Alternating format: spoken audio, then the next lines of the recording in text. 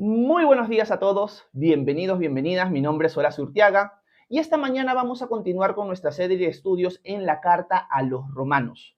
Hoy día vamos a abarcar dos versículos en verdad nada más, el versículo 16 y 17, pero que son muy profundos y muy importantes dentro de toda la estructura de la carta a los romanos. Arranquemos inicialmente con un pequeño resumen de lo que hemos visto hasta ahora. El apóstol Pablo le está escribiendo esta carta a la iglesia en Roma. Le está escribiendo a esta iglesia, una iglesia que él no conoce aún, una iglesia que él quiere visitar, él está orando por eso, pero ha tenido obstáculos para visitar la iglesia de Roma. Una iglesia de mayoría gentil, o sea, de mayoría no judía, y Pablo tiene como propósito escribirle esta carta a esta iglesia principalmente por dos motivos. El primero es poder profundizar en el mensaje de salvación, en las buenas nuevas, en el Evangelio, que ellos tengan un conocimiento más profundo de este mensaje, del mensaje que él predica también, y que ellos puedan conocer que su mensaje va acorde a los profetas, acorde al Antiguo Testamento, que ellos también han escuchado, pero Pablo quiere que lo entiendan de una manera mucho más profunda, que es la manera que él la va predicando en las iglesias gentiles por todo el mundo conocido. Pablo también quiere entablar una amistad con la iglesia en Roma, porque lo más probable es que Pablo quiere viajar a España. Entonces quiere usar la iglesia de Roma como su punto base misionera para poder seguir evangelizando más allá de Roma, o sea, a España. Así que esos son los motivos principales por lo cual Pablo escribe esta carta. Y lo que hemos visto hasta ahora, hemos abarcado hasta el versículo 15, es primero un gran saludo. Pablo da el saludo más largo dentro de sus cartas, en esta carta a los romanos, y explica varias cosas por adelantado en este saludo. Se introduce él como apóstol, como siervo de Jesucristo, como apartado para el Evangelio de Dios, explica cuál es el mensaje de salvación, de quién se trata de la persona del Hijo, o sea, de Jesús, y luego pasa a la sección de agradecimiento. Él está muy agradecido por la iglesia en Roma, porque su fe ha sido escuchada, ha sido dispersa por todo el mundo conocido, por así decirlo, y Pablo lo que quiere es que ellos sepan de que él ha querido ir a visitarlos, ha tenido obstáculos, que son buenos obstáculos, necesidad espiritual dentro del mundo que él está predicando, pero también Pablo quiere que entiendan de que él se siente en deuda con ellos, porque como Dios lo llamó como apóstol, él sabe que es un apóstol a los gentiles, así que él se siente en deuda con esclavos y libres, con sabios y con no tan sabios, con griegos y no griegos, porque él quiere predicarles el evangelio, las buenas noticias de salvación a todos. Así que él se siente llamado a eso y eso es lo que está exponiendo en los versículos que vamos a leer hoy. Así que lo que vamos a hacer es leer los versículos 8 en adelante de corrido para hacer un resumen, un repaso de lo que ya hemos visto hasta ahora en la sección de agradecimiento y luego vamos a sacarle el jugo lo más que podemos a los versículos 16 y 17 esta mañana. Así que entremos al texto como tal, arranquemos con el versículo 8, que ya es la sección de agradecimiento, y leámosla de corrido. Dice lo siguiente el apóstol Pablo.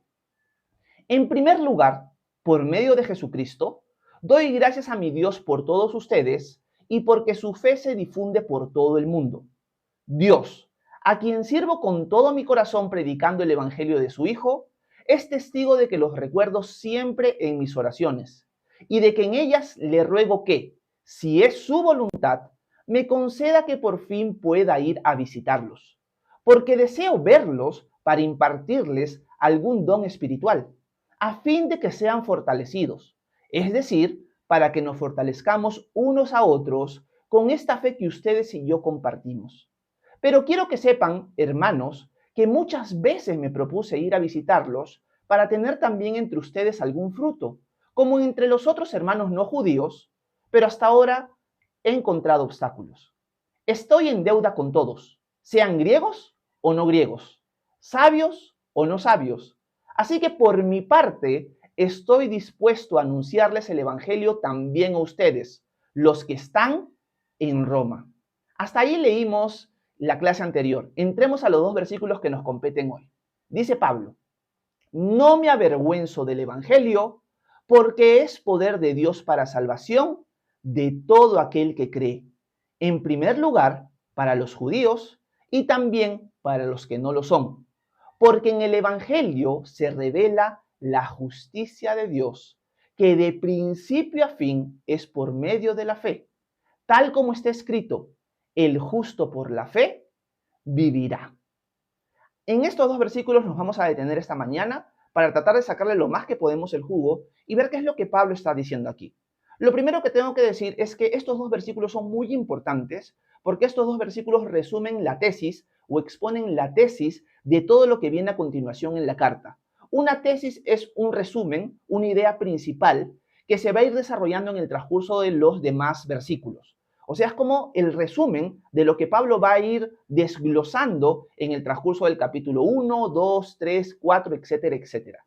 Así que estos dos versículos resumen, exponen la idea principal de lo que Pablo va a ir diciendo en los siguientes versículos y capítulos. Lo primero que dice Pablo es lo siguiente: no me avergüenzo del Evangelio porque es poder de Dios para salvación de todo aquel que cree, del judío primeramente y también del no judío o del gentil. Vamos parte por parte. Lo primero que tenemos que ver es que Pablo, habiéndole dicho a la iglesia en Roma, yo también quiero ir a predicarles el Evangelio a ustedes, dice, muchachos, yo no me avergüenzo del Evangelio. Yo no siento vergüenza de predicarlo. ¿Por qué Pablo podría sentir vergüenza de anunciar el Evangelio? Creo que antes de explicar eso, sería importante recordar qué es el Evangelio. Pablo ya lo explicó, no a grosso modo, pero de manera introductoria, en la introducción, en los versículos 1 al 7. Hemos visto cómo en esos versículos Pablo dice que el Evangelio, las buenas noticias, eso es lo que significa Evangelio, buenas noticias, es el mensaje acerca del Hijo de Dios. Mensaje que ya había sido anunciado en los profetas, o sea, en el Antiguo Testamento, y que ahora Pablo está confirmando, proclamando por el mundo gentil, por el mundo no judío, porque es un mensaje que habla acerca del Hijo de Dios. ¿Quién es el Hijo de Dios? Jesucristo. Y Pablo lo va a exponer en el transcurso de la carta de una manera magistral. Va a hablar de la importancia de el mensaje de salvación, por qué es importante que Jesús haya muerto, haya resucitado, qué obtenemos por medio de este mensaje y por medio de haber puesto nuestra fe en Jesús. O sea, lo va a desarrollar de una manera hermosa. Pero una de las cosas que quiero que ustedes siempre recuerden es que el Evangelio, las buenas noticias, siempre se centra en la persona de Jesús. Es el mensaje acerca de su Hijo. Es más, en la carta a los Corintios, en Primera de Corintios, Pablo va a resumir el Evangelio en etapas. O sea, lo va a poner en 2 o 3 versículos nada más, pero lo va a resumir en el sentido de que Jesús murió por nosotros, de que fue sepultado y que resucitó. Y quiero ponerles en pantalla cómo Pablo resume el mensaje de salvación, el Evangelio, en Primera de Corintios capítulo 15. Ese es un pasaje que ustedes deben recordar y que cuando alguien les pregunta cuál es el Evangelio, el mensaje de salvación, ustedes pueden partir de ahí y exponerlo obviamente un poco más.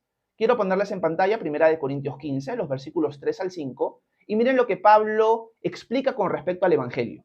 Dice lo siguiente: en primer lugar, les he enseñado lo que yo mismo recibí, y aquí predica el Evangelio, que conforme a las Escrituras, Cristo, o sea Jesús, murió por nuestros pecados, que también, conforme a las Escrituras, fue sepultado y resucitó al tercer día, y que se apareció a Cefa y luego a los 12. Este es el resumen que el apóstol Pablo hace del Evangelio, del mensaje de salvación, en Primera de Corintios 15. Ahí ustedes pueden encontrar el núcleo de lo que es el Evangelio. Pablo en Romanos lo va a expandir mucho más. Así que cuando leamos siempre Evangelio en la carta a los Romanos, imagínense, es el mensaje del Hijo, es el mensaje resumido en su muerte, en su sepultura y en su resurrección. En su muerte por nuestros pecados, en su sepultura y en su resurrección de entre los muertos para ahora declararnos justos. Ese es el resumen del mensaje de salvación de las buenas nuevas. Pablo dice que no se avergüenza de este mensaje. ¿Por qué Pablo se avergonzaría del Evangelio, del mensaje de salvación? La respuesta es porque este mensaje para la sabiduría humana es necedad. O sea, estamos predicándole al mundo, y en el caso de Pablo, al mundo griego que amaba la filosofía, etcétera, etcétera, que un judío era Dios hecho hombre y que este Dios tan poderoso, creador del cielo y de la tierra, murió como cualquier otro criminal en la cruz. O sea, le estás hablando a un mundo que entiende que los dioses son seres superpoderosos, que los dioses lamentablemente en su cosmovisión tienen pasiones como Ares, como Zeus, etcétera, etcétera, pero le estás diciendo que tu Dios se humilló al hacerse hombre, un hombre judío todavía, ni siquiera griego o romano, ellos se creían una raza superior, y aparte que este hombre judío, Jesús de Nazaret, murió en la cruz y eso obtuvo una victoria para nosotros. O sea, desde un punto de vista racional, humano, de sabiduría humana, en verdad no tiene mucho sentido. O sea, estamos creyendo en un judío que murió en la cruz. Esto a la vista del ojo humano y la mente humana es necedad, o sea, es una tontería, pero es el mensaje que Pablo predicaba. Y esto podía llevar a que recibiera muchas burlas. Y en el caso de los judíos era piedra de tropiezo, porque los judíos obviamente iban a rechazar que su Mesías iba a venir a morir por ellos. Aunque las escrituras sí lo anunciaban, ellos no iban a tolerar que su Mesías, el que ellos pensaban que iba a venir a derrotar a los romanos, en verdad vino a morir por ellos y que vino a ser derrotado, por así decirlo. Por lo tanto, el mensaje que Pablo predicaba era un mensaje que a la vista humana es tonto, no tiene mucho sentido, pero que como dice él, es poder de Dios para salvación. Nuevamente, hablándole a la iglesia en Corinto, Pablo va a decir que el mensaje de salvación para el griego, para el gentil, es una tontería y para el judío es una piedra de tropiezo. Y quiero que ustedes vean cómo Pablo le escribe en 1 Corintios 1:23. Miren lo que dice: pero nosotros predicamos a Cristo crucificado, que para los judíos es ciertamente un tropezadero y para los no judíos una locura. O sea, Pablo reconoce que para el mundo el mensaje de salvación es una locura. Por lo tanto, muchos hermanos en la fe, y quizás ha sido una lucha también en algún momento para él, predicar el evangelio era algo que lo podía avergonzar, porque la gente se iba a burlar de él. Imagínate, un fariseo de fariseos, alguien muy importante en el judaísmo, ahora recibía burlas por la predicación de un mensaje que para el mundo es locura. Por eso Pablo toma mucho valor y le dice a los hermanos en la fe en Roma: yo no me avergüenzo del evangelio. Aquí podríamos hacer una primera aplicación para nosotros, y es la siguiente: ¿te avergüenzas de tu Señor? ¿Te avergüenzas del mensaje de salvación? Quiero que entiendas de que este mensaje es un mensaje que vas a recibir por él muchas burlas. No creas que eres el único o que eres la única que lo va a recibir. El apóstol Pablo lo recibía, todos nosotros lo vamos a recibir en algún momento. Pero Pablo no se avergonzaba del evangelio. Por lo tanto, tú no deberías avergonzarte del evangelio. ¿Por qué? Acá viene el por qué.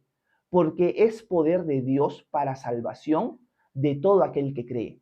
O sea, este mensaje, aunque es una locura para el mundo, aunque es tropezadero para el judío, es el mensaje que tiene el poder dado por Dios para traer salvación. No hay otro mensaje, porque no hay otro nombre dado a los hombres bajo el cielo en el que podamos ser salvos, diría el apóstol Pedro en el libro de los Hechos. O sea, la única forma de obtener salvación es por medio de la persona de Jesús. Que este mensaje del Hijo es una locura para el mundo y un tropezadero para los judíos, pero es poder de Dios para salvación. Un poder que en la mente de Pablo puede significar resurrección de entre los muertos. Las personas están muertas así como yo lo estuve, pero cuando creen en el mensaje del Hijo, obtienen salvación, vuelven a nacer, tienen vida eterna. O sea, este mensaje tiene el poder para resucitar a los muertos. Tiene el poder del Espíritu de Dios para convencerlos y guiarlos a la fe. Es locura para el mundo, pero por el poder de Dios, de este mensaje, por su obra, va a guiar a muchos a la fe en él. Y esto es lo que Pablo dice en 1 Tesalonicenses capítulo 5, creo que lo tengo por aquí, ¿sí? Donde Pablo habla acerca de la conversión de los tesalonicenses. Miren lo que dice: porque nuestro evangelio, dice Pablo a los tesalonicenses, no llegó a ustedes solamente en palabras, sino también en poder, en el Espíritu Santo y con plena convicción. Ustedes bien saben que cuando estuvimos entre ustedes, siempre buscamos su propio bien. ¿Se dan cuenta? Pablo está reconociendo que este mensaje no es muy interesante en el sentido de que los griegos lo van a despreciar y que los judíos lo van a rechazar. Pero él se ha dado cuenta que este mensaje es el poder de Dios para salvación. ¿Pero para salvación de quién? Para salvación de aquel que cree. Esto es importante, porque si tú no crees en el Evangelio, obviamente este mensaje no tiene poder de salvación para ti. Pero es el mensaje que para todo aquel que cree en el Hijo, pone su confianza en Él, lo lleva a la salvación. Por lo tanto, yo creo que es importante entender lo que el apóstol Juan también dice en Juan capítulo 1. Cuando Juan está hablando acerca de Jesús y de su obra y de cómo el verbo de Dios se hizo hombre y habitó entre nosotros y vimos su gloria, gloria como el unigénito del Padre, lleno de gracia y de verdad, él dice que a todos los que le recibieron, a los que creen en su nombre, les dio la potestad de ser hechos hijos de Dios. O sea, Juan dice algo que el apóstol Pablo está resumiendo aquí. Pablo dice: yo no me avergüenzo de este mensaje, aunque es locura para el mundo, porque tiene el poder de salvar a las personas, pero de las personas que creen. Si la persona se arrepiente y pone su fe en el Hijo, el mensaje que yo estoy predicando de ese Hijo que vino y se hizo hombre y murió por nosotros porque nos ama y resucitó entre los muertos demostrando que es Dios y que volverá, si estas personas ponen su confianza en Él, ponen su fe en Él, creen en Él, van a recibir salvación, van a nacer de nuevo. El Señor los va a resucitar. Y eso es algo que Juan repite. Todos los que reciben a Jesús, o sea, los que creen en su nombre, les dio la potestad de ser hechos hijos de Dios.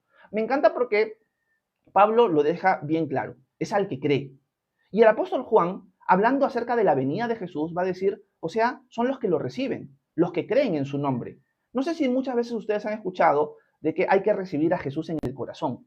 Realmente la idea del versículo 12 del capítulo 1 de Juan no dice que tenemos que recibir a Jesús en el corazón, sino que aquellas personas que recibieron a Jesús cuando Él vino en la tierra, o sea, a los que creen en su nombre, Dios les dio la potestad de ser ahora hechos hijos de Dios. Cuando yo deposito mi fe en Jesús, cuando yo creo en Él, cuando lo reconozco como mi Señor y Salvador, yo recibo la salvación. Soy adoptado como hijo de Dios. Por lo tanto, para Pablo, este mensaje no es una vergüenza, sino es el poder de Dios. Él lo ha podido ver en el transcurso de su predicación en todos estos años. Yendo, obedeciendo al Señor, ha recibido burlas, ha recibido ataques, persecuciones, pero ¿qué sucede? Una de las cosas que lo anima es su llamado de parte de Dios, por un lado, él quiere ser fiel, pero por otro lado, ha visto el poder de Dios a través de ese mensaje. Un mensaje que para el mundo es locura y para el judío es tropezadero, pero que es poder de Dios para salvación de todo aquel que cree.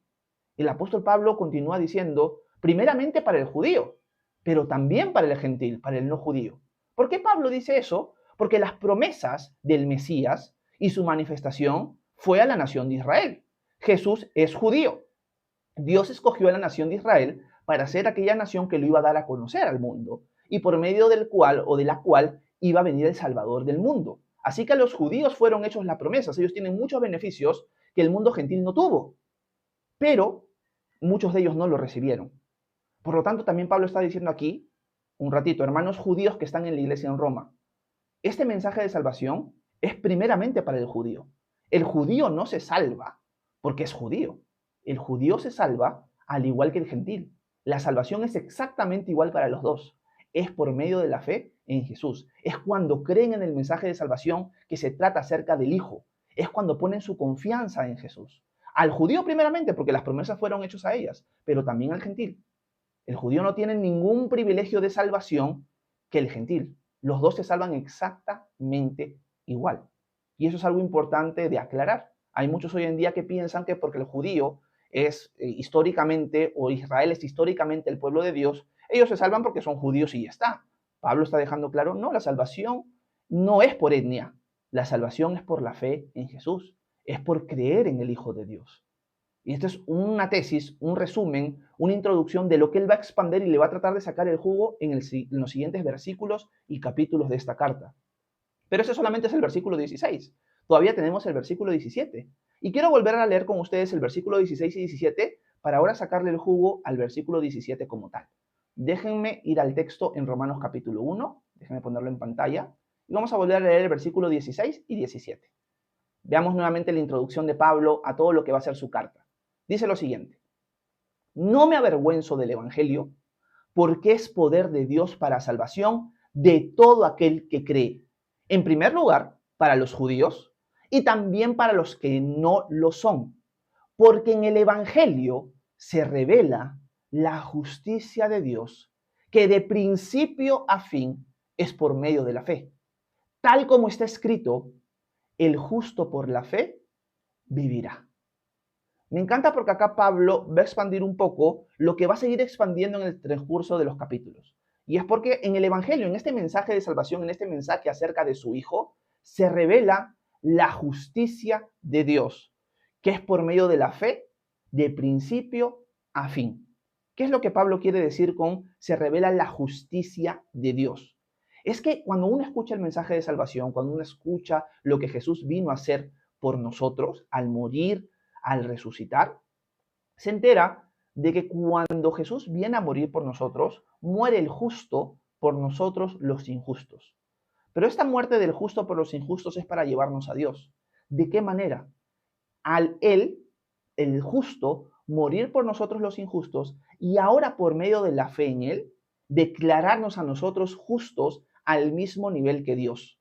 Voy a ponerlo en otras palabras. Voy a ponerlo usando una figura. La justicia de Dios es su justicia ejemplar. O sea, Él es el justo de los justos. ¿Ok? Cuando Pablo dice que en el mensaje de salvación se revela la justicia de Dios, o sea, su justicia, su perfección, dice que esta forma de revelar la justicia es una que es atribuida ahora a tu cuenta. Esto quizás en el español se pierde mucho en la traducción, pero lo que Pablo quiere decir es la justicia imputada a tu cuenta. Voy a ponerlo usando una figura. Es como que Dios, su justicia, se reflejara en una ropa blanca. ¿Ok? Dios es tan justo y perfecto que esa justicia la podríamos simbolizar como una vestidura blanca.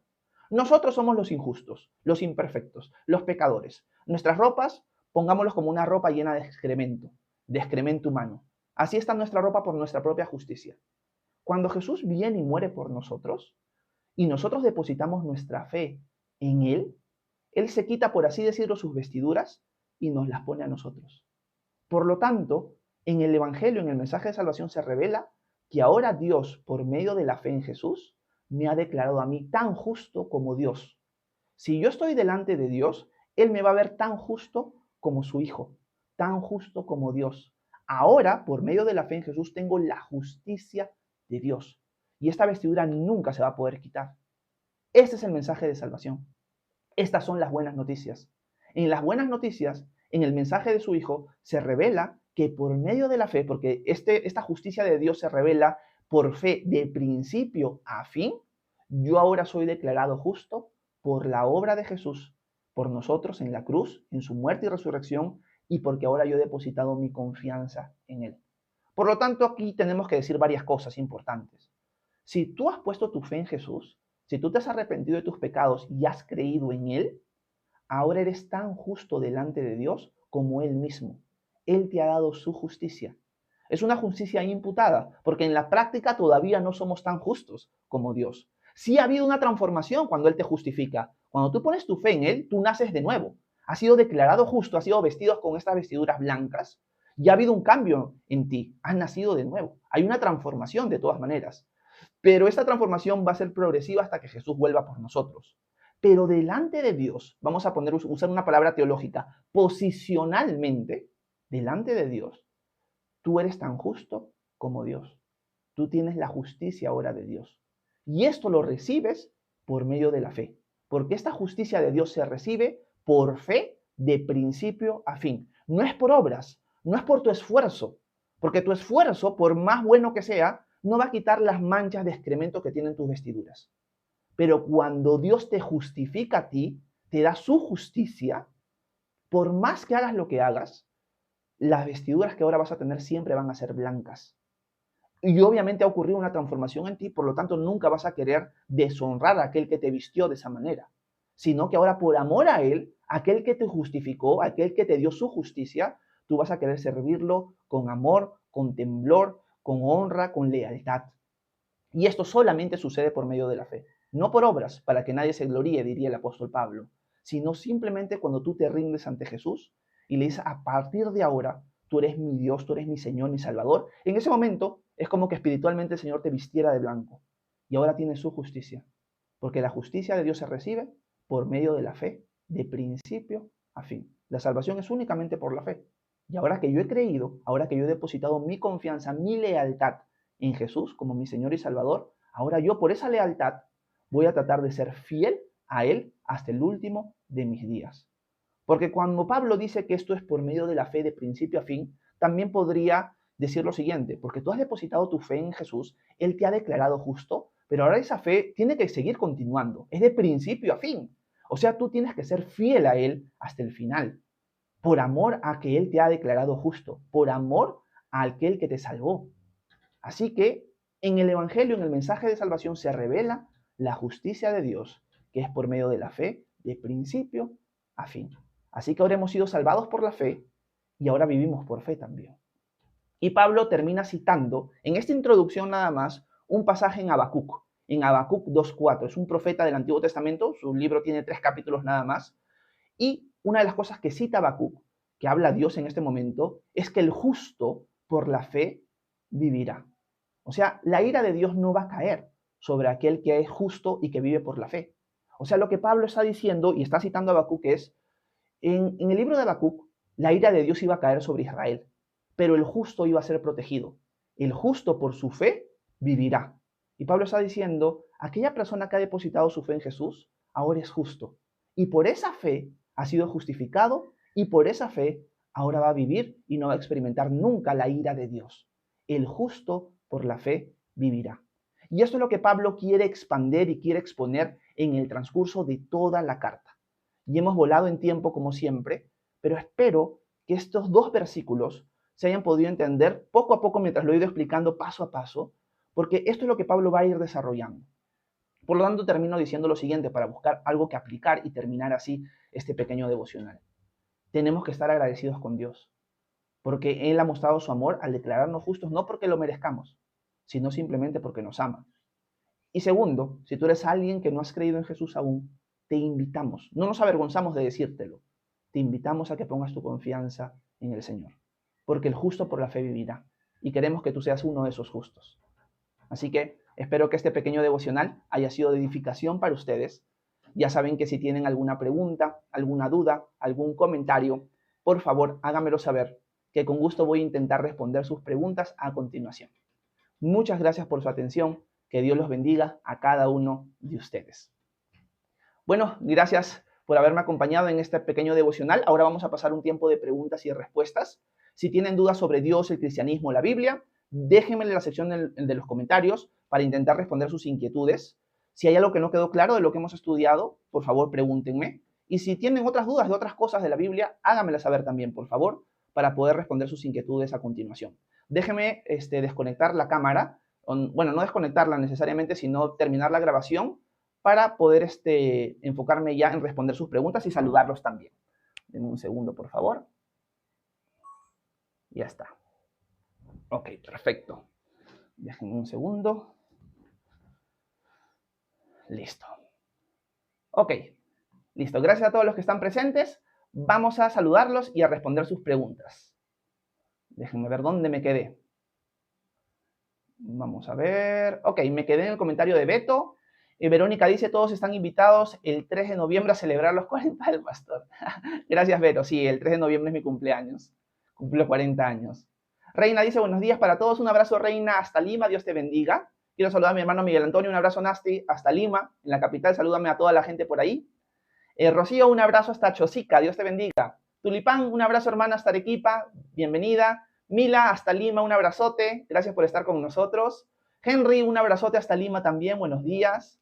Francisco dice, tengo un libro bueno, se llama Los cristianismos derrotados, de Antonio Piñero, se los recomiendo. Gracias, Francisco. Yo en algunos, no sé, conocidos que tengo, Antonio Piñero no suena como un nombre muy ortodoxo que digamos. Así que si vamos a leer su libro, siempre hay que leerlo con ojos críticos, aunque en verdad todos deberíamos leer la literatura que tenemos el día de hoy con ojos críticos. Lo que sí yo advertiría es que Antonio Piñero generalmente tiene una postura bien liberal sobre distintas cosas. Yo no lo he leído, pero es lo que he escuchado. Así que por si acaso advierto eso.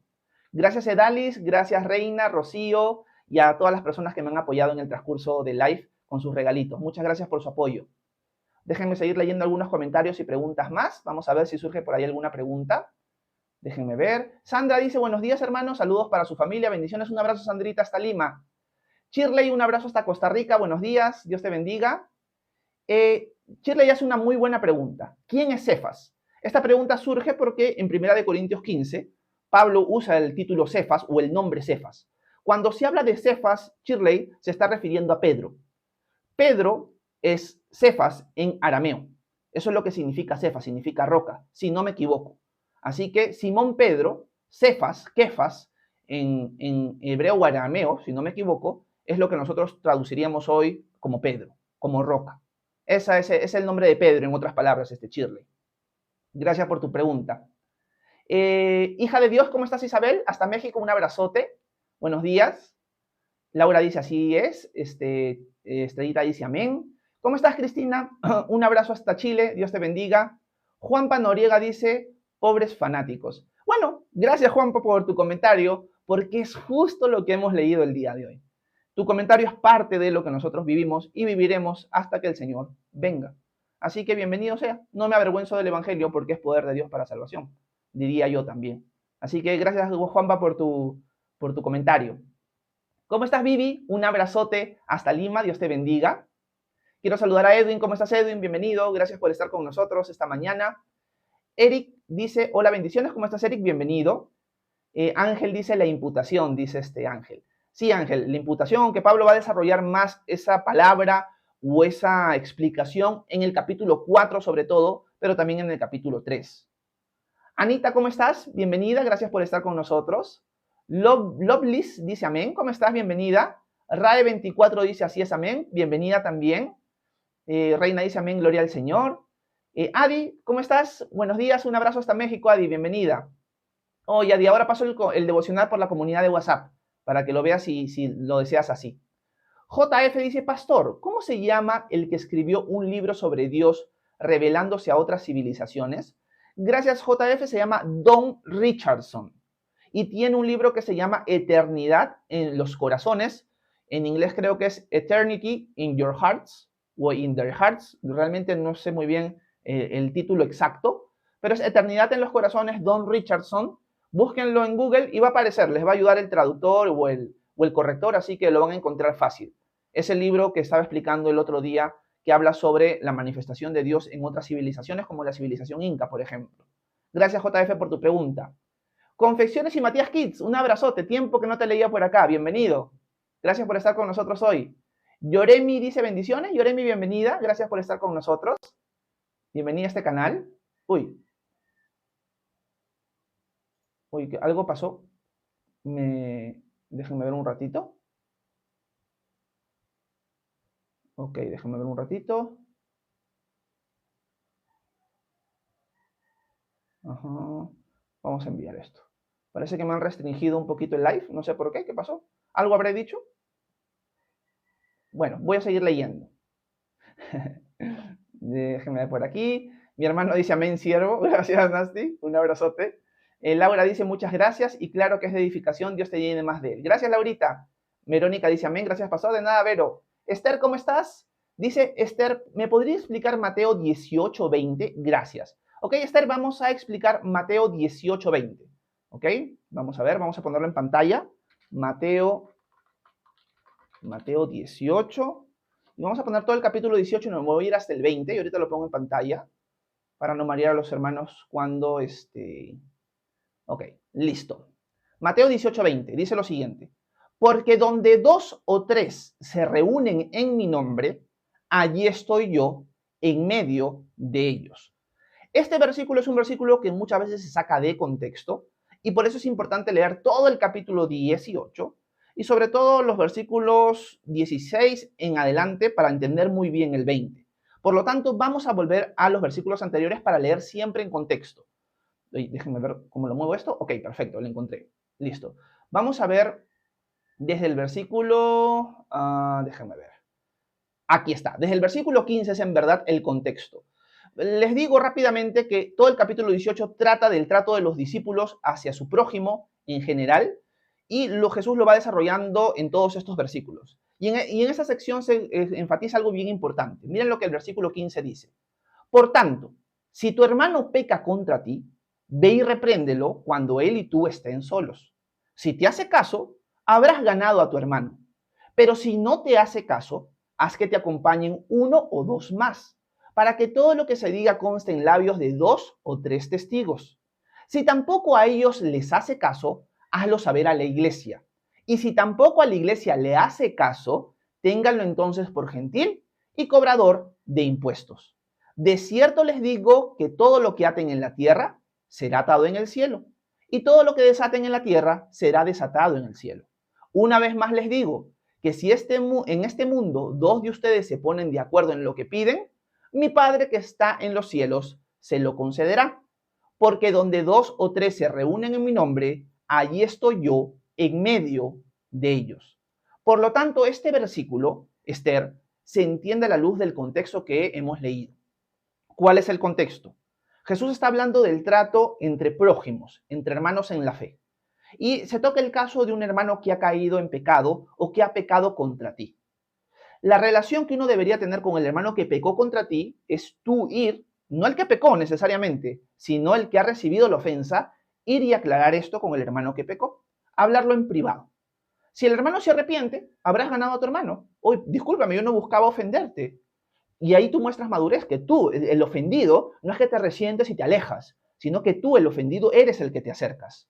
Por lo tanto, el hermano ofendido va y habla con el hermano que pecó contra él, y el hermano le puede decir, perdóname, yo no me había dado cuenta, o tienes razón, perdón, me exalté, se me salió la carne, etcétera, etcétera.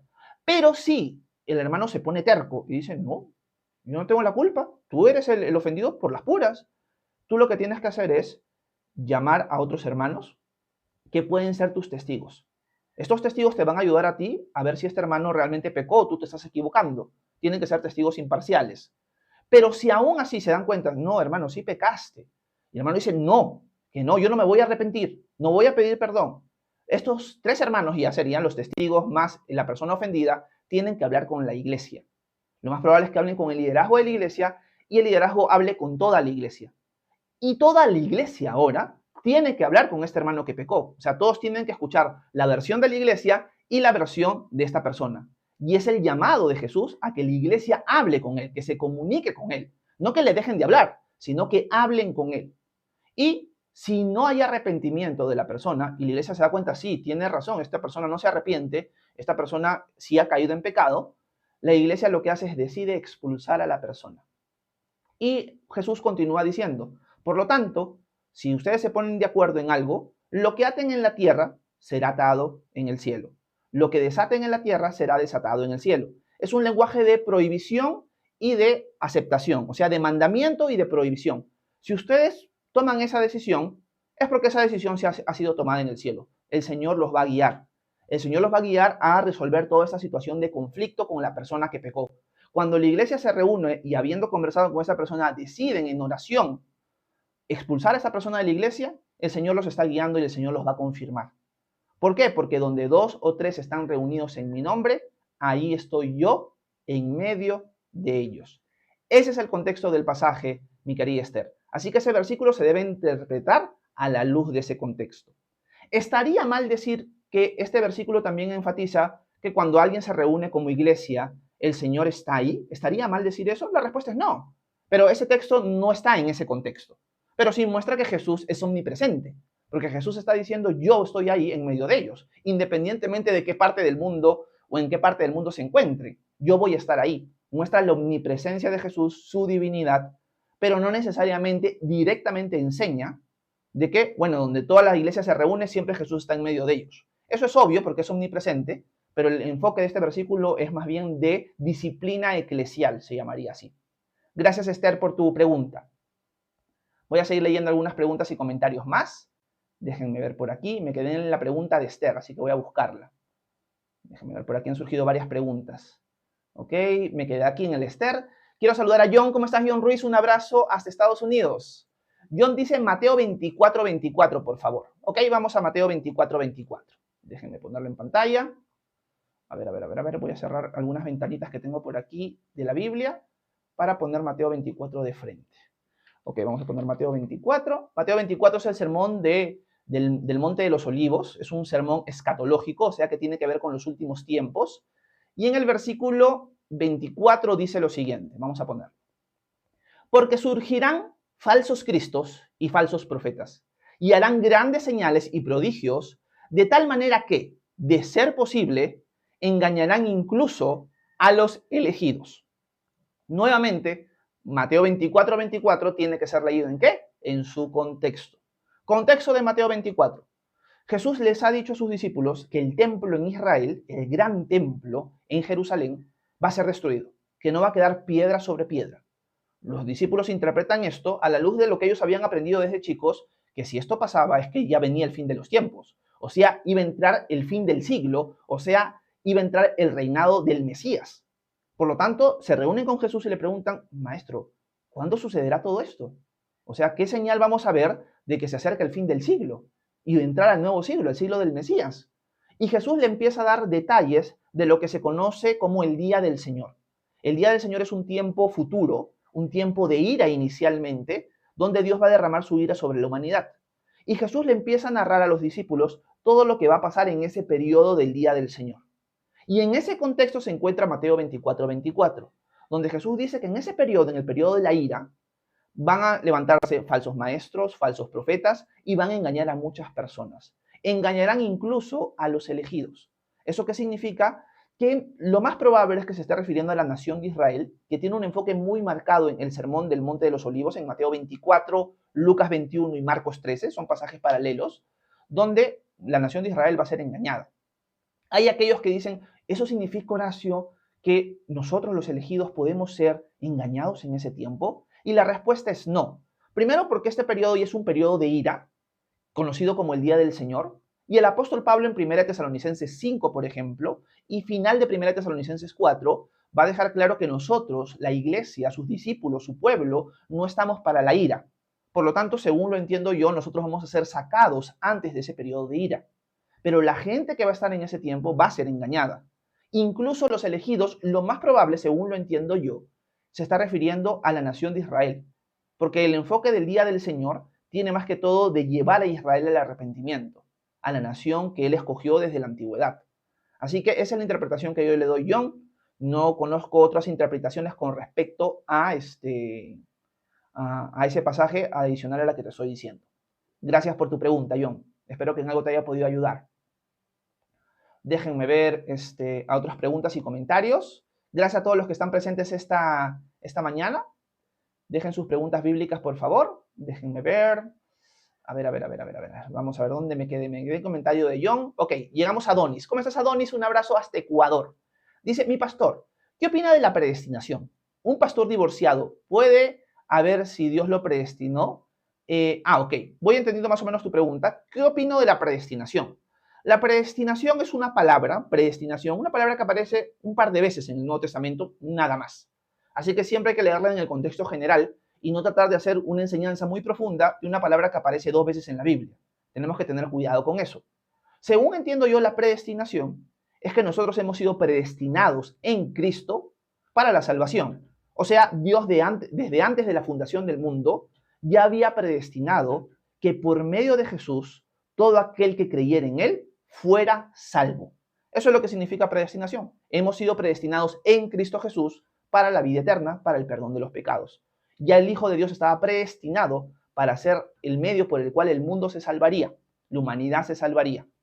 Ahora, un pastor divorciado, ¿puede haber un pastor divorciado? Es lo que entiendo yo, si Dios lo predestinó. Bueno, ya entendiendo la palabra predestinación, como te la vengo a decir, no tendría mucho sentido en esa pregunta. Lo que podríamos cambiar la pregunta es, ¿una persona divorciada puede ser pastor?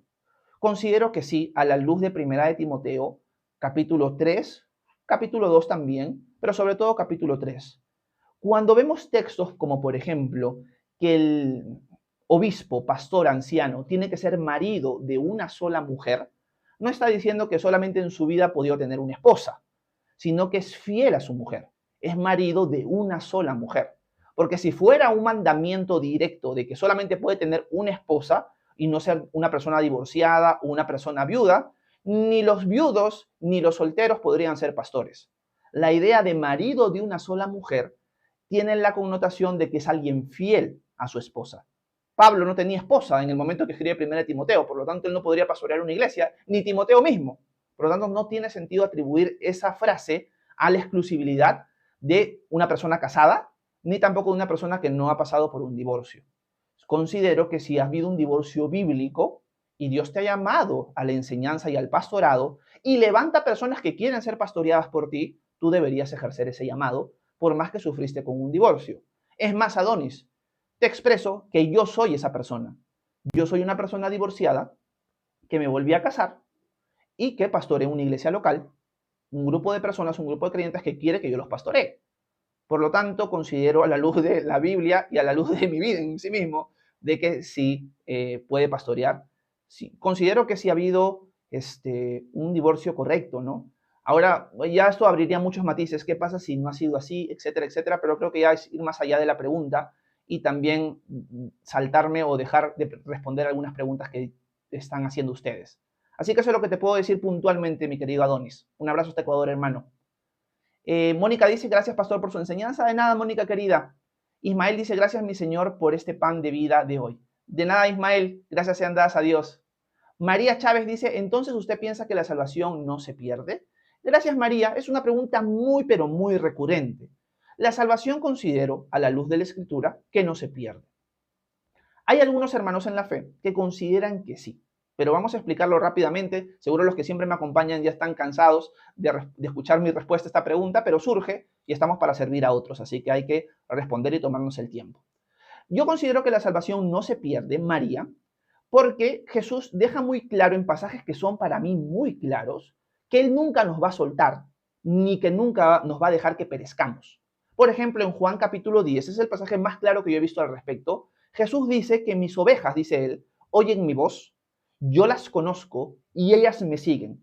Y mira lo que dice Jesús con respecto a sus ovejas. Yo les doy vida eterna y nunca perecerán, ni nadie podrá arrebatármelas de mi mano. Por lo tanto, si Jesús me ha prometido a mí, me ha dicho de que sus ovejas, si yo soy su oveja, nunca voy a perecer, ni nadie me va a poder arrebatar de su mano, yo le creo. Por lo tanto, considero que un cristiano, una oveja del Señor real, no se va a perder. Y si alguien me dijera, Horacio, estas personas que aparentemente han empezado a caminar con el Señor, pero luego se alejan y se van al mundo, ¿qué pasó? ¿No pierden su salvación? ¿Siguen siendo salvos aunque vivan como cualquier mundano? Vamos a ponerlo de esa manera. La respuesta que yo daría es la siguiente. No necesariamente una persona que viene a la iglesia y empieza a alabar al Señor o empieza a escuchar la enseñanza bíblica es cristiano. Hay personas, a la luz de la parábola del sembrador, que al principio cuando escuchan el mensaje se van a emocionar, pero cuando vienen las pruebas, cuando viene la persecución, cuando vienen los afanes, esto se pierde. Por lo tanto, otra vez me salió apelación, no sé por qué. Déjenme un ratito ver. Ok, vamos a mandar esto. No sé qué está pasando con TikTok. Entonces, a la luz de esto, yo lo que diría es, no necesariamente han sido personas salvas. O dos, puede ser un hijo pródigo, puede ser alguien que por alguna cosa que ha pasado en su vida se ha resentido con Dios porque no tenía una imagen clara de Dios. Y es un tiempo donde él se está alejando, un tiempo de frialdad, pero volverá. Así lo podemos ver, al final Dios sabe. Pero no voy a decir perdió su salvación. Quizás no fue salvo. En cambio, hay hermanos en la fe, María, que consideran que la salvación sí se pierde. Pero ojo, estos hermanos que arman un caso bíblico fuerte y sólido, van a decir que la salvación se pierde a la luz de ciertos versículos en caso de apostasía, nada más. En caso de apostasía. No porque cometiste un pecado. ¿Sabes qué? María dijo una mentira, se murió sin haber pedido perdón. Ay, María, lo siento, perdiste tu salvación. Nadie en la cristiandad, y ahora estudiando Romanos, nadie va a poder decir, al terminar nuestro estudio de Romanos, de que nosotros podemos perder la salvación por ese tipo de cosas. Vamos a aprenderlo a través de los Romanos. Paciencia, María. Vamos a ir estudiando capítulo por capítulo, versículo por versículo, para que veas lo que el texto bíblico dice. Pero esos hermanos sí arman un buen caso con respecto a la apostasía. ¿Qué es la apostasía? Alguien que caminaba con el Señor, dicen ellos, pero luego se volvió un enemigo de Dios. O sea, se desligó de la gracia, van a decir ellos. Aunque Dios lo adoptó, aunque Dios lo vistió de justicia, ¿sabes qué? Esta persona se quita la vestidura de justicia, no quiero saber nada de Dios, no quiero que me adoptes, ya no soy su hijo, renuncio a seguirte, renuncio a ser leal a ti, me vuelvo hasta tu enemigo. Estos hermanos en la fe van a decir que en estos casos la persona sí perdió su salvación, porque se convirtió en un apóstata, alguien que se aleja de Dios, alguien que le da la espalda a Dios. Yo diría que una persona que hace eso nunca fue cristiano. Ellos van a decir sí lo fue y perdió su salvación. Al final, María, en los dos casos, los dos decimos no es salvo, pero solo vemos la distinción, ¿no? Uno es perdió la salvación y el otro es nunca fue salvo. Ahora, ¿por qué es importante esto, María? Porque muchas personas se asustan con una mala enseñanza de la pérdida de salvación al pensar de que es por algún pecado X, por una mentira, porque, no sé, robé algo, vamos a poner pecados X, que yo como cristiano fallé y por lo tanto ahí perdí mi salvación. O sea, en buena cuenta estaría cada vez que peco perdiendo mi salvación y cada vez que pido perdón recuperándomela. Estaría así. Y una de las cosas que Pablo va a dejar claro en toda la carta a los romanos es que nosotros tenemos seguridad en la salvación, que no quiere que vivamos o que no deberíamos vivir con temor. Imagínate vivir así. O sea, eso no es una buena noticia, de que Dios me adoptó, pero cada vez que fallo, me desadopta. Ese no es unas buenas noticias, ese no es el mensaje de salvación. El mensaje de salvación es que por medio de la fe, de principio a fin, ahora hemos recibido la justicia de Dios, porque el justo por la fe vivirá. Así que nosotros tenemos seguridad en Cristo y no estemos con temor de que, ay, pierdo la salvación por esto, pierdo la salvación por aquello. Disfruta a Cristo, síguelo a Él, pide la ayuda, te caes, te levantas y camina con el Señor. Esa es la idea, María, y es el amplio espectro que hay de los hermanos que consideran que la salvación no se pierde y que la salvación sí se pierde. Gracias por tu pregunta. Déjenme ver. Vamos a seguir leyendo algunos comentarios más. Por ahí veo que alguien ha silenciado, mi hermano parece que ha silenciado a alguien, algún faltoso seguro por ahí.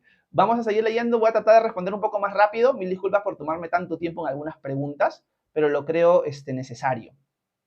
Así que déjenme ver. Voy a tratar de responder ahora rápido, ¿ya? Porque ya nos quedan pocos minutos. Déjenme ver. A ver. Ok. Verónica Núñez Cardona dice, Pastor, ¿puedes explicarme Isaías 1 del 11 al 20?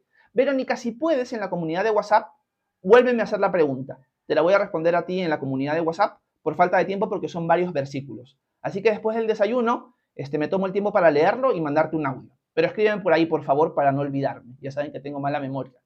Pablo dice, ¿cómo te das cuenta cuando una persona nace del Espíritu? Como diría Jesús en Juan 3, una persona que nace del Espíritu es como el viento.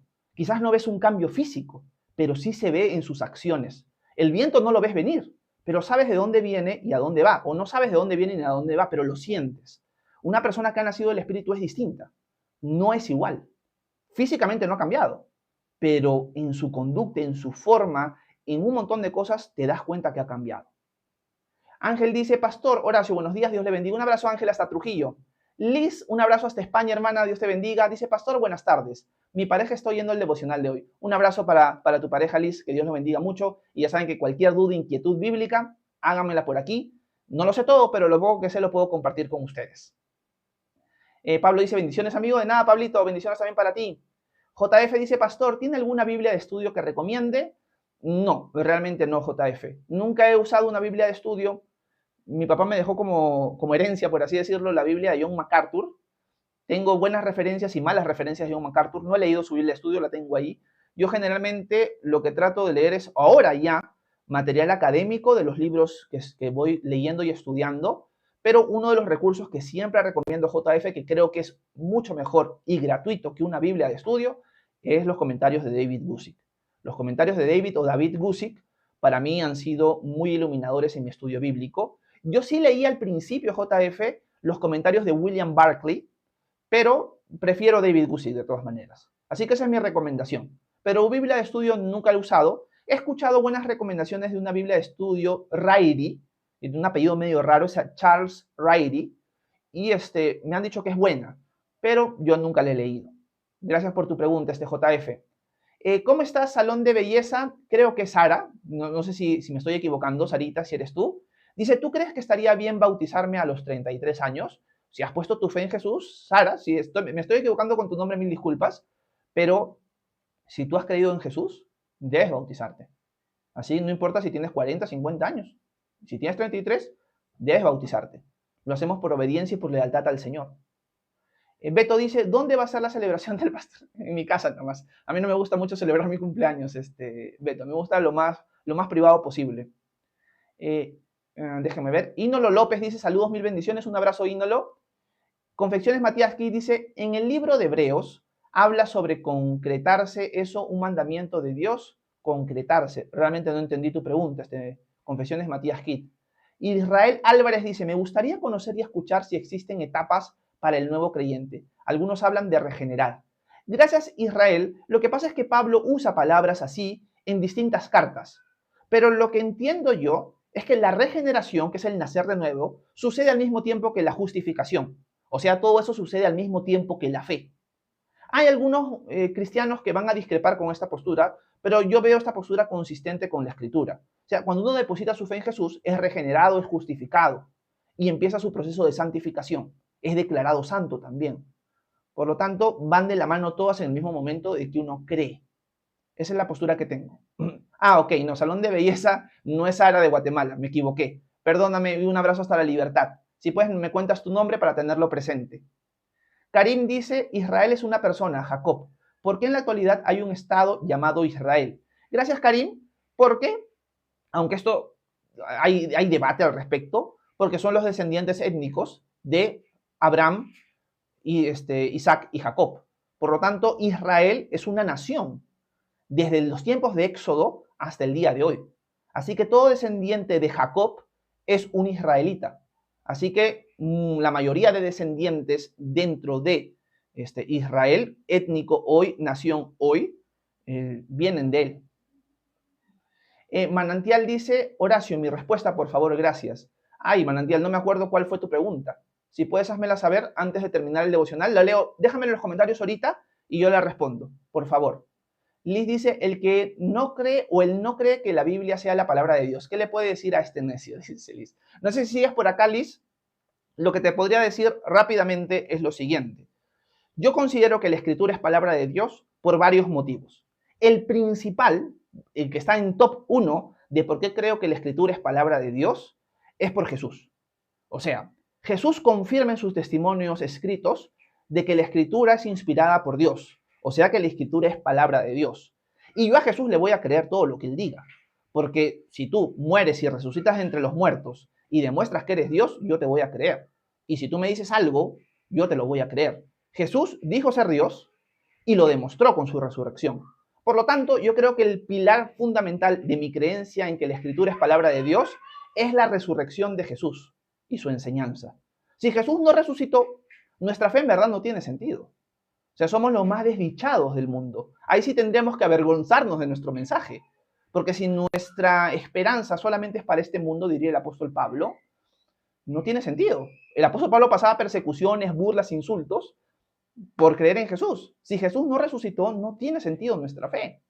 Pablo dice en 1 Corintios 15, si Jesús no resucitó, comamos y bebamos, que mañana moriremos y se acabó todo. Esta vida es solamente un paso. Aprovechemos mientras estamos acá, porque cuando se acabe, ya no queda nada. La vida no tiene sentido sin Dios. Así que si Jesús resucitó o no resucitó, nuestra fe no tiene sentido. Así que eso es lo que primero podría decir en mi argumentación de por qué considero que la Escritura es palabra de Dios. Segundo número en mi lista de argumentos sería la profecía bíblica. Cuando leo el Antiguo Testamento y veo profecía bíblica ya cumplida y que realmente estas profecías no han podido ser escritas en el mismo tiempo en el que sucedió, me calla la boca. Por ejemplo, Isaías 53 para mí es una profecía muy clara, escrita 700 años antes de Jesús, escrita y atestiguada en el tiempo de Jesús antes de su nacimiento y antes de eso por manuscritos diversos. Por lo tanto, Isaías 53 me calla la boca. O sea, lo que estoy leyendo no es una invención de hombres, sino realmente es la palabra de Dios. Y solamente estoy tocando una profecía. Tenemos profecías en Daniel capítulo 2, Daniel capítulo 7, si no me equivoco, que habla de imperios que iban a venir, que se cumplieron. En Isaías tenemos profecías adicionales de, por ejemplo, de Ciro y otras cosas más, que tú dices, esto no es coincidencia, realmente no hay otra cosa que decir, callar y decir, esto es palabra de Dios. Y esta es profecía que se ha cumplido literalmente de una manera pero excelente. Así que mi primer argumento sería Jesús y mi segundo argumento sería la profecía bíblica. Tengo otros más, pero ya por falta de tiempo no los puedo responder. Así que voy a bajar a ver si Manantial me dejó su comentario. Ok. Manantial pregunta sobre Jeremías 4:10. Ok, vamos a ver Jeremías, déjeme ponerlo en pantalla y con esto voy a terminar. Mil disculpas a los que no les he podido responder sus inquietudes, pero ya me gana el tiempo. Vamos a leer Jeremías 4. Ok, voy a ponerlo en pantalla, vamos a leerlo todo de corrido hasta el versículo 10 para poder entenderlo en contexto. Jeremías es un profeta que llama mucho la atención a Israel porque Israel está alejada de Dios. Así que veamos qué es lo que dice el versículo 1. Ah, Israel, vuélvete a mí. ¿Cómo quisiera que te volvieras a mí? ¿Cómo quisiera que quitaras de mi vista tus actos repugnantes y no anduvieras de acá para allá? Palabra del Señor. Si con la verdad, la justicia y el derecho juraras, vive el Señor, entonces las naciones serán plenamente bendecidas por Él y en Él se gloriarán. Porque así dice el Señor a todos los de Judá y de Jerusalén. Aren ustedes sus campos y no siembren entre los espinos. Hombres de Judá y habitantes de Jerusalén, Circuncídense en honor del Señor. Quiten de su corazón lo que en él hay de pagano.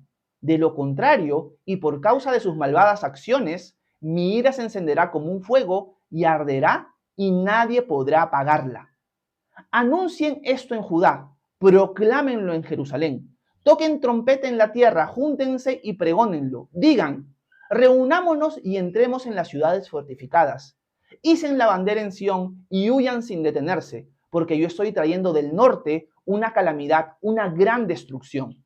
Ya ha salido el león de la espesura, ya está en marcha el destructor de naciones, ya ha salido de su cueva para dejar tu tierra en ruinas. Tus ciudades quedarán desoladas y sin habitantes. Por lo tanto, vístanse de cilicio, lloren y hagan lamentos, porque la ira del Señor no se ha apartado de nosotros. Cuando llegue ese día, desfallecerá el corazón del rey y el corazón de los príncipes.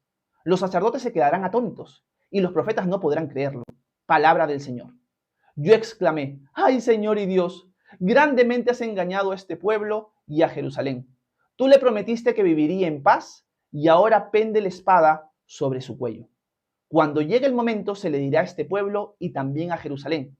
Desde las altas dunas del desierto sopla un viento calcinante sobre la hija de mi pueblo. No viene a aventar el trigo ni a limpiarlo.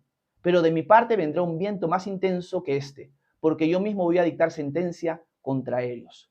Y bueno, el texto sigue. Entonces, en el versículo 10, que es la pregunta de manantial, pregunta, él o ella, realmente no lo sé, ¿por qué dice que ha engañado a este pueblo? Y aquí lo que tenemos que leer en contexto es que es Jeremías el que dice esto. Dice, yo exclamé, está hablando Jeremías, no Dios. Ay, Señor y Dios, grandemente has engañado a este pueblo y a Jerusalén. Tú le prometiste que viviría en paz y ahora pende la espada sobre su cuello. Pero esto no significa, y acá viene la pregunta y la respuesta a manantial, que Dios engaña a su pueblo. Jeremías lo está interpretando así porque dice, tú nos has dado promesas de bendición y ahora la espada pende del cuello de nosotros. Pero es por culpa de Israel, no es porque Dios los haya engañado. Dios dejó claro en el libro de Deuteronomio que iban a haber bendiciones por obediencia y maldiciones por desobediencia en el antiguo pacto. Y lo que Dios va a hacer, pero ya es por falta de tiempo que no lo puedo responder, lo que Dios va a hacer es mostrarle a Jeremías, en efecto, yo voy a juzgar a Israel, pero yo voy a restaurarlo en el futuro. Por lo tanto, este es mi juicio, yo no los he engañado, voy a castigarlos por su pecado, pero yo al final voy a cumplir mis promesas y voy a restaurarlos en su tierra y van a ser mi pueblo y yo voy a ser su Dios. Palabra del Señor. Por lo tanto, no está hablando de que Dios sea un mentiroso o que Dios engaña a su pueblo. Jeremías lo está interpretando equivocadamente así, porque se da cuenta, nos está cayendo el juicio encima. Y tenemos bendiciones de parte de Dios en su palabra, y ahora nos van a expulsar. Va a venir un imperio del norte, los babilonios, y nos van a destruir. Has engañado a tu pueblo porque tú nos habías prometido bendiciones y ahora tenemos la espada en el cuello. Y Dios les va a mostrar que no es así. Él los va a juzgar por sus pecados, pero los va a restaurar en el futuro. Así que es una perspectiva equivocada que Jeremías tiene y se la clama al Señor. Acá hay un montón de cosas que podríamos aplicar, pero ya por falta de tiempo no lo puedo hacer. Así que ese es el contexto dentro de ese versículo, mi querido, mi querida manantial. Un abrazote, muchas gracias por haberme acompañado, gracias a todos los que estuvieron presentes el día de hoy. Espero que haya sido de bendición y de edificación este tiempo devocional. Nos vemos mañana, 9 a.m. hora Perú, para seguir estudiando la carta a los romanos. Que Dios los bendiga. Nos vemos. Bye bye.